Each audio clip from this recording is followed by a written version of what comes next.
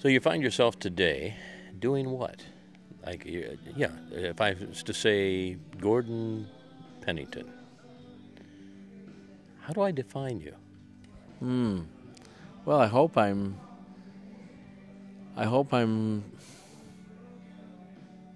an adventure that leads to serving others and helping them find a more meaningful life as we compare notes on the journey together.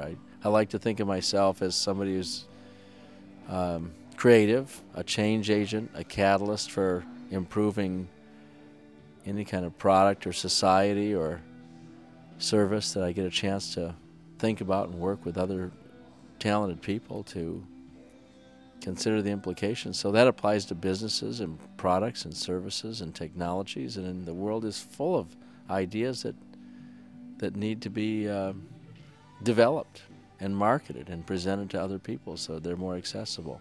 Christianity is getting bashed in a lot of ways. If Dawkins was here, if I was Dawkins, and you had a chance just to say something to him, he wrote this book, God's Not Great. What would you say to him and the people that might be following him? I'm not talking about putting you on the spot, but I mean that's a huge thing right now. Yeah, there's a rabid and radical new wave of atheism that has its protagonists, and I think the idea is that Christianity has had an ugly side, and it's true. But that dismisses the fact that Christianity has also got a generous side, and it is in fact responsible for creating more institutions of higher learning.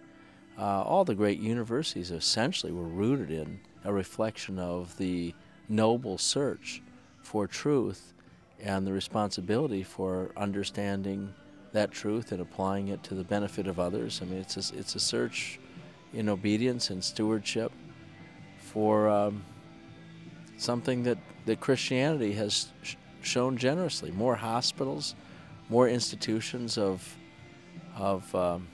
generosity and philanthropy and humanitarian aid and orphanages and organizations to meet the needs of the poor and disenfranchised have come from Christianity than any other ideology in the world. Show me all the great institutions that atheism has engendered.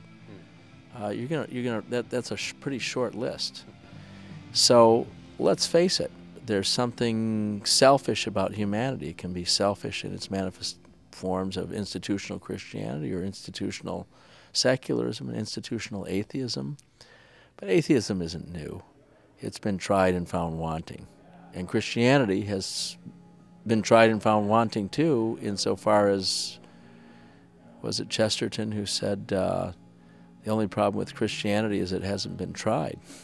I mean, there's a sense in which you've got to discover it in a fresh, new way, and you've got to go back to the radical demands of the gospel and the radical liberation of the gospel. And if you look at it in that new and unsullied way, you may discover something that really is liberating. People are discovering Christ and discovering His love and grace and presence in new ways all the time, even today.